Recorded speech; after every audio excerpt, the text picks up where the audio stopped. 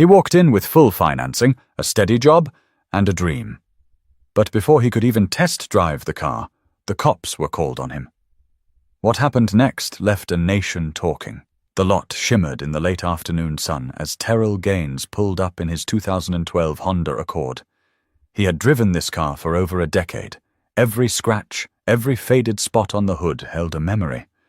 But today, he was ready to move on.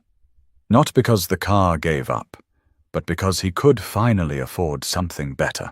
After months of 14-hour days and an exhausting contract that nearly cost him his sanity, Terrell had come out the other side with a bonus that finally made his dream possible. He stepped out, adjusting his sunglasses.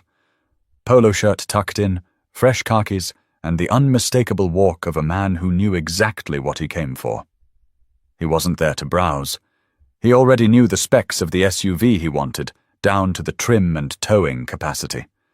All he needed was a test drive, a handshake, and a pen. The showroom at Beckman Auto Group in Charleston, South Carolina, was unusually quiet for a Tuesday. A young white salesman, mid-20s, thin frame, short blonde hair, watched Terrell walk in. His name tag read, Kyle. "Hey there, can I help you with something?" Kyle asked, his tone polite but flat. Terrell smiled and held out his hand. "Yeah, I'm here to look at the 2024 Navigator L Reserve. Got the pre-approval right here," he said, pulling out a neatly folded letter from his jacket pocket. Kyle glanced at it without taking it. "Okay, you want to see the sticker first? It's priced pretty high." "I'm aware. I already ran the numbers. I'm comfortable with it." Terrell replied, still smiling, still polite. There was a pause long enough for Terrell to feel it. Not panic, just a change in temperature. A moment too long to ignore. Kyle finally motioned toward the lot. "It's around back. I'll grab the keys. Mind if I ask what you do for a living?" "Software engineer," Terrell said simply. "Contracted on a logistics upgrade for Port of Charleston." Yeah? That stuff's complicated," Kyle muttered, as if trying to piece together a puzzle that didn't quite fit. While Kyle went inside to fetch the keys, Terrell wandered outside to the back of the building, where the navigators were lined up. He stopped next to a black one, deep gloss, chrome wheels, cream interior. It was everything he'd visualized over the past 3 years, but Kyle didn't come back. Instead, another man walked out, mid-40s, dark blue dress shirt, grey goatee, stiff body language. His name tag read, Travis, Manager. Terrell's smile stayed, but his jaw tightened ever so slightly. "Afternoon," Travis said. "Kyle said you're interested in the reserve." "Yes, sir. I've got financing through Palmetto Credit. My approval letter is in the folder," Terrell replied, extending the packet again. Travis didn't take it either. "Just curious, what made you decide on the Navigator?" Terrell tilted his head. "I've been eyeing it for a while. Needed something that can handle long trips, tech features, and family stuff." "You've got a big family?" Travis asked. Terrell hesitated. "No, but I look after my niece and nephew on weekends. It helps to have space." Travis gave a short nod, but didn't look convinced. "Mind if I ask how much you're putting down?" Terrell blinked. "I mean, it's all in the paperwork. The letter details the financing, including my down payment." I know, Travis said quickly. "Just for conversation's sake." Terrell exhaled lightly. This wasn't conversation. This was vetting. He had answered these kinds of questions 100 times before, but not here, not now, and not when he was trying to buy something he could clearly afford. Kyle returned, empty-handed. "Sorry, keys are locked in the test drive drawer. Only the senior manager can open that." "Might be a bit." Terrell stared at both of them. "Is there a reason I'm not being shown the car I asked for?" Travis rubbed his hands together. No, it's just protocol. Things have to be cleared, especially with high-end vehicles." Terrell looked back at the SUV. "I came ready. You can verify everything in 5 minutes." But instead of grabbing the folder, Travis glanced at Kyle, then back at Terrell. The air shifted again. But something told Terrell this wasn't about protocol, and the real test had just started. Terrell stood next to the Navigator for several minutes, watching the two men whisper inside the showroom. They weren't in a rush. One leaned against a desk, the other scrolled through something on a tablet. No keys, no clipboard, no car. Just waiting. For what, he wasn't sure. He checked the time. 4:36 p.m. He had planned to pick up groceries after this, maybe stop by his sister's house for dinner. But now, his plans felt like they belonged to someone else. His stomach tightened, though he hadn't moved. A quiet type of frustration crept in. Not loud, not dramatic, but cold and familiar. Inside, Travis stepped out again, arms crossed. "Mind coming back inside for a minute?" he asked. Terrell followed, walking past two sales associates who suddenly found their phones more interesting than anything else in the room. Inside Travis's glass-walled office, Terrell took a seat. Travis remained standing. Kyle leaned against the doorframe. "So," Travis started, trying to sound casual, "we just want to double-check a few things." "Like what?" Terrell asked. "Your credit letter. Do you mind emailing it instead of handing over a printout?" "Sure," Terrell replied calmly. He opened his phone, found the PDF from Palmetto Credit Union, and sent it to the address on the business card Travis had given him. Then he sat there while Travis typed slowly on his desktop. "You have a LinkedIn?" Travis asked suddenly. Terrell looked up. "Yeah? Why?" "Just for verification. Want to make sure everything lines up." Kyle snorted a laugh from the doorway. Travis didn't even flinch. Terrell narrowed his eyes. "What do you think is going to line up on LinkedIn that isn't on my loan documents?" Travis didn't answer. He kept typing. After a beat, Terrell spoke again, his voice quiet but firm. "You didn't ask the guy who walked out of here with a Tahoe 15 minutes ago if he had LinkedIn. You didn't ask where he works or how big his family is." "That guy's a regular customer," Travis shot back. "No, he's not," Terrell replied. "I saw your interaction. First time, just like me." Travis looked away. Another associate knocked gently and poked her head in. "Hey, Travis, you got a minute?" "Later," he muttered. The woman looked at Terrell, paused, and left. Then came the kicker. Travis leaned forward slightly, choosing his words. "Look, we've just had situations. People trying to pose as buyers, walking off the lot with cars under false approvals. I'm not saying that's you. Just being careful." "Careful?" Terrell repeated. "So you assume fraud?" "No, we just... You know how long I've been working? You know how hard I worked to get here?" Silence. "Do I look like someone who needs to fake my way into a car?" No answer. Travis shifted. Kyle cleared his throat and looked down. Terrell stood. "You want to verify something? Call the credit union. They'll tell you everything you need to know, but I won't sit here like I'm applying for parole." He walked toward the exit of the office. Travis didn't stop him. Kyle moved aside. Back outside, Terrell leaned against the railing near the lot. His phone buzzed. His sister, probably checking in. He didn't answer. He needed to breathe. Behind him, another customer watched from a distance. A middle-aged woman in jeans and a blazer. She'd been sitting in the waiting area. Her eyes followed Terrell as if she knew something wasn't right. Inside, Travis picked up the phone. "Yeah, it's Travis. We've got a situation. Can you send a unit over? Just want to be safe." But what Travis didn't know was that someone else had started recording. Quietly, from across the lot. The heat outside had shifted, not from the weather, just the weight of it all pressing down. Terrell stood alone by the SUV, arms crossed, trying to keep calm. A calm man isn't threatening. A calm man is safe. That's what they say, right? But sometimes, no matter how still you stand, the storm still finds you. Back inside, Travis paced his office while Kyle peeked out the window like they were waiting on a delivery. But they weren't expecting a shipment. They were expecting backup. The call had already been placed. A report of a suspicious individual. Possible fraudulent activity, potential confrontation. Code words that said nothing and everything. 3 miles away, Officer Brett Lanning received the dispatch. He'd been on the force in Charleston for 8 years. Nothing in the call screamed danger, but the words confrontation and luxury dealership made him sit up straight. He took his time getting there. Didn't hit the lights. Outside the showroom, Terrell checked his phone. 2 missed calls from his sister, a text from his friend Theo. "How'd it go? You driving off the lot yet?" He didn't answer. He wasn't sure how to explain what this was.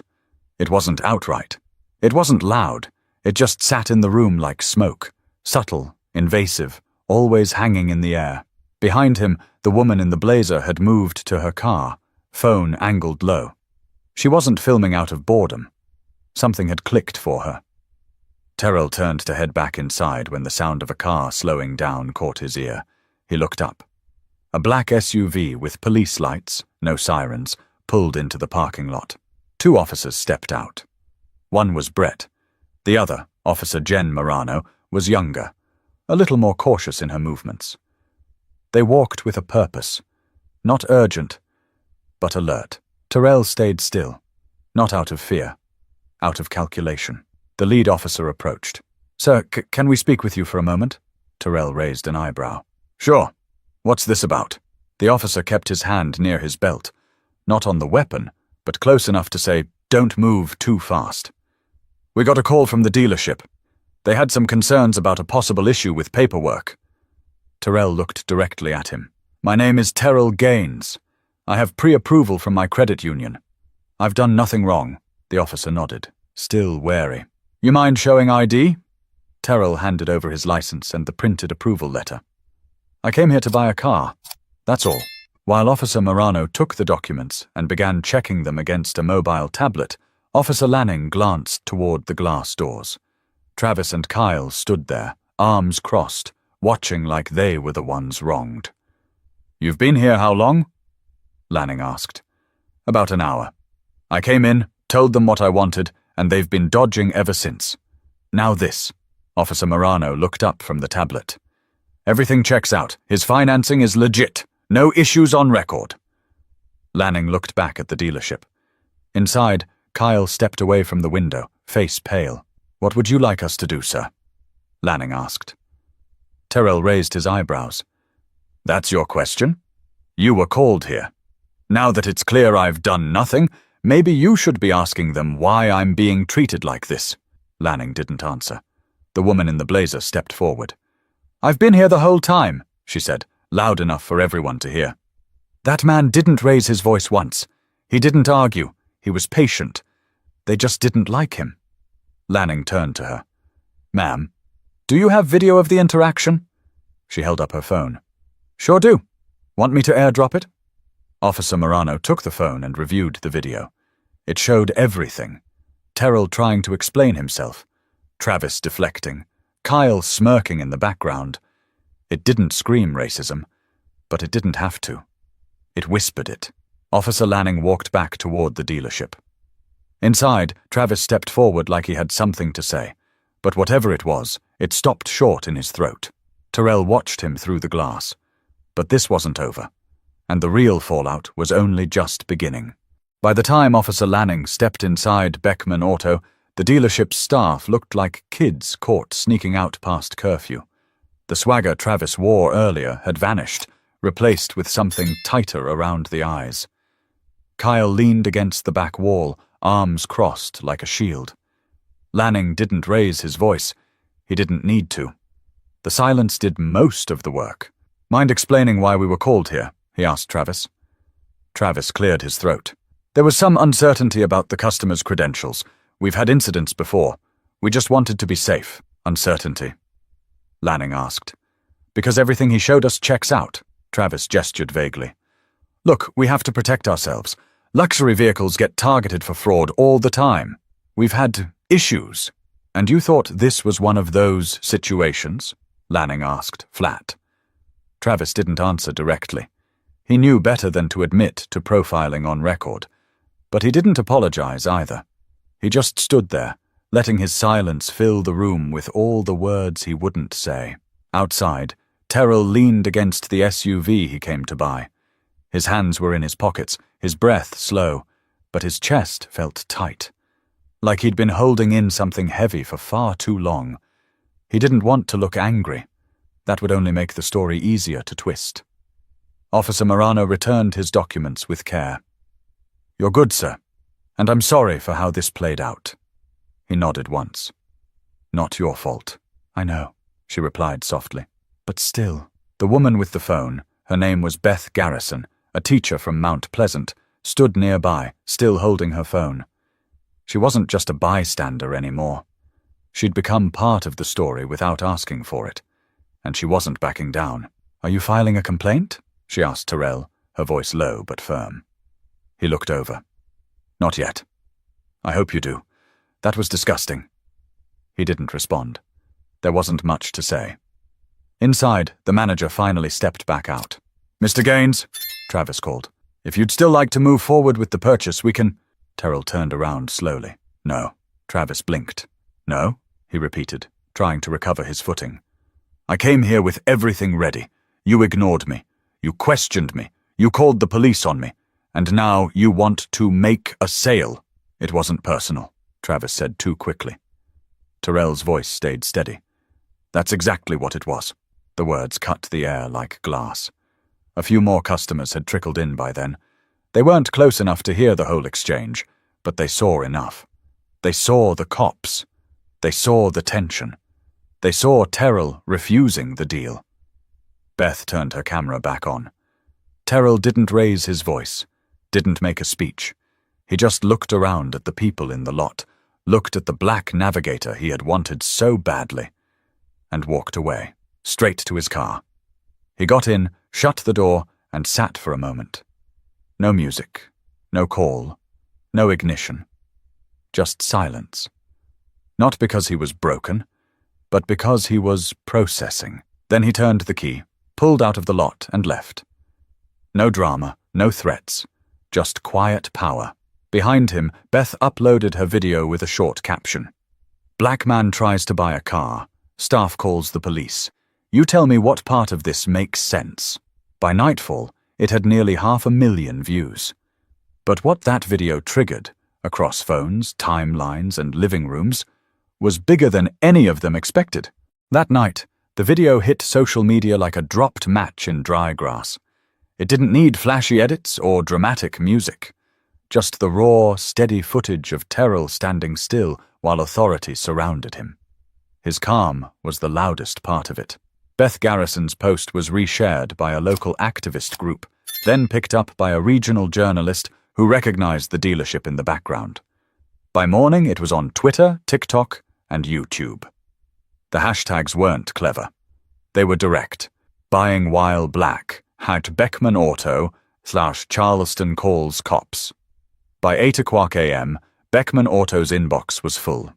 Emails from former customers, news outlets, even a few national civil rights attorneys. Their voicemail couldn't keep up. The dealership's Facebook rating dropped from 4.8 stars to 2.3 overnight. The comments were brutal and relentless. "Is this how you treat paying customers? Do you verify LinkedIn accounts for everyone, or just the ones that make you uncomfortable? Shameful. You lost my business for good." Inside the showroom, Travis was pale, jaw clenched, trying to hold it together. Kyle tried to delete his own social media accounts, but it was too late. Screenshots were everywhere. "I didn't say anything racist," he kept insisting.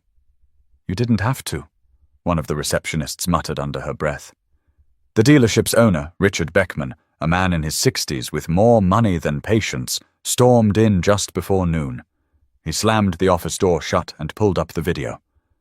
"This is what I wake up to?" he barked at Travis. "What the hell were you thinking?"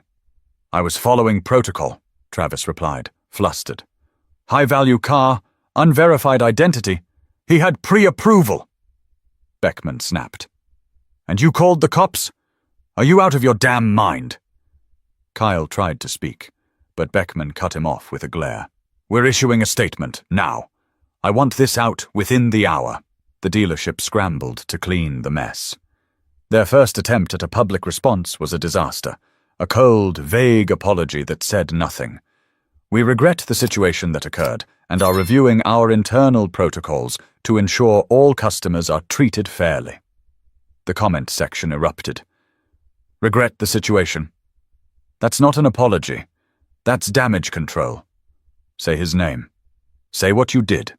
Meanwhile, Terrell was sitting in his apartment, laptop open, coffee untouched. His phone buzzed every few minutes, friends checking in, journalists asking for interviews, attorneys offering representation. His sister called. "This time," he answered. "You okay?" she asked. "Yeah," he said after a pause. "Just tired. They made you look like a threat for trying to buy a car." "I know. What are you going to do?" He stared out the window for a long second. "Not sure yet, but I'm not letting this slide." His friend Theo called next. "Man, I saw the video. You went through all that and still kept your cool. I would have lost it. I thought about it." Terrell admitted. "But then what? They'd spin it. See? Aggressive, loud, dangerous. They don't get that out of me." By early afternoon, local news outlets were at the dealership. A few protesters stood out front with handmade signs. "He was a customer, not a criminal. We're not threats. We're shoppers." Terrell wasn't there. He didn't want to stand in front of cameras. Not yet. Instead, he answered an email from a local journalist named Camille Rivers. She requested a sit-down, just him and a small crew. He hesitated, then agreed. They met at a public library the next day. No lights, no dramatic setup, just a corner table and a couple of microphones. Camille leaned in. "Do you want justice?" Terrell thought for a moment. "I want the next guy who walks in looking like me to leave with his keys instead of being treated like a criminal. If this helps make that happen, then yeah, I want that." But the dealership had no idea how far this would reach, or how quickly the story was about to outgrow their control. By Friday morning, the story had jumped from regional headlines to national conversation. News anchors debated the footage. Panelists dissected Terrell's calm under pressure. Think pieces flooded the internet with titles like "The Cost of Presumption" and "When a Loan Letter Isn't Enough." Charleston's mayor issued a brief statement calling the incident unfortunate and an opportunity for reflection. Terrell read it twice and closed the tab without finishing. Back at Beckman Auto, the pressure was relentless. Protesters lined the sidewalk every morning, holding signs that grew sharper with each passing day. More than a few customers cancelled upcoming purchases. At least one major financing partner paused their relationship with the dealership, citing reputational risk. Inside, Travis barely spoke above a whisper anymore. Kyle stopped coming in altogether after his full name and work history were posted on a community watch forum. The receptionist gave her notice, tired of fielding angry calls and being asked questions she had no part in answering. On Saturday, Beckman Auto issued a second statement. This time it was different. "We want to publicly apologize to Mr. Terrell Gaines. Our handling of his visit to our dealership was wrong. Mr. Gaines came with proper documentation, respect, and a clear intent to purchase a vehicle. He deserved better from us, and we failed. We are committed to retraining our staff, reviewing our policies, and reaching out to Mr. Gaines privately. We apologize not just to him, but to our entire community." It was better, but not enough. That night, Terrell sat down with Camille Rivers again, this time for a follow-up piece. "They're scrambling now," she said, flipping through her notes. "Does any of it feel genuine to you?" "I think they're scared," Terrell replied. "Scared of losing money, scared of the attention, scared of what this says about them." "And how do you feel?" He leaned back in the chair, eyes steady. "I don't need an apology. I needed respect. That's not something you hand out after the fact.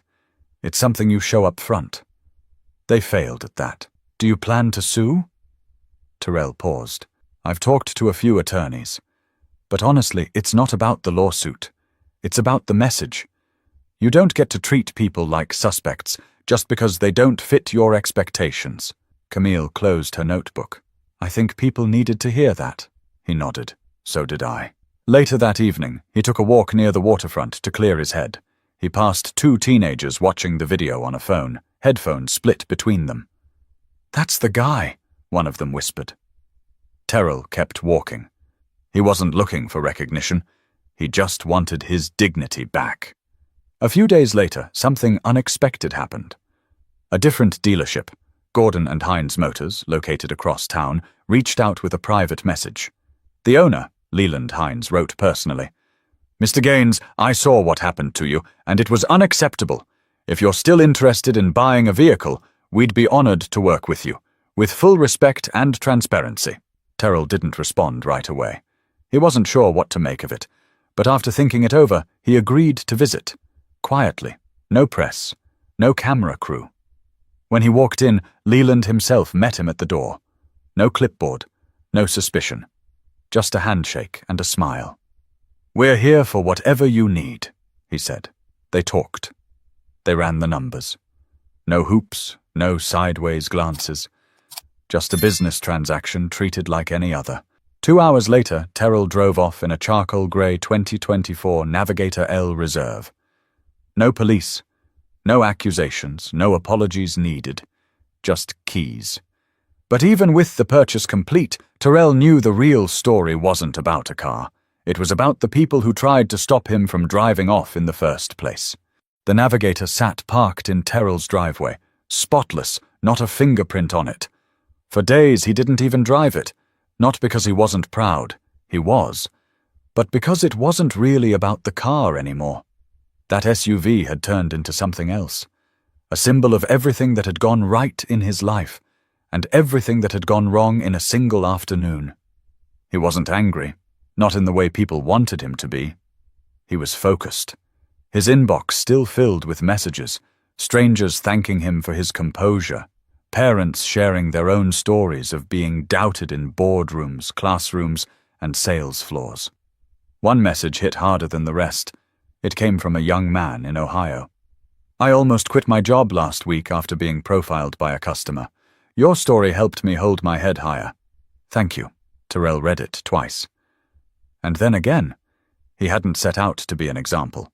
But now, people were watching and listening. So he wrote a post. Nothing dramatic, just a picture of his new car and a caption. "Respect shouldn't depend on what you drive, how you dress, or what you do for a living." I didn't speak out for sympathy. I did it because silence lets behavior like that continue. Say something, every time. Within hours, it had thousands of likes. And more importantly, shares. Conversations were starting, not just about Terrell, about policies, training, bias, and what fairness really looks like when no one's recording. Camille invited him on a podcast. He almost declined, but changed his mind last minute. "Why do you think this moment hit people so hard?" she asked on air. "I think people are tired," Terrell answered. "Tired of having to prove they're not a threat. Tired of the small humiliations that pile up until one day someone records it, and the whole country acts shocked." She let the silence sit. Then he added, "But maybe, just maybe, it wakes a few people up, makes them pause before they judge, makes them ask instead of assume. That's how change starts." It wasn't dramatic. It was honest. And it was real. The following week, Beckman Auto tried to move on. They announced sensitivity training and partnered with a community relations group. Travis was quietly let go. Kyle's name never appeared again on their staff list. But for many, the damage was already done. And the name Terrell Gaines stayed with them. He didn't file a lawsuit. He never demanded compensation. But his story became part of something bigger. One Saturday, he took his niece and nephew for a ride. The three of them laughing, windows down, music up. Just a regular guy with 2 kids in the back and peace on the dashboard. At a red light, a man in a pickup glanced over, did a double take, and then gave a nod. Not the performative kind, just acknowledgement. Terrell nodded back. He didn't need recognition, just respect. So the next time someone walks into a dealership with confidence and a folder of paperwork, maybe, just maybe, the staff will look up and see a customer, not a question mark. Because when you're treated with dignity from the start, you don't have to spend the rest of your life proving you deserve it. If this story made you feel something, anger, hope, frustration, relief, don't scroll past, share it, talk about it, and remember, silence never changed anything. Speaking up just might.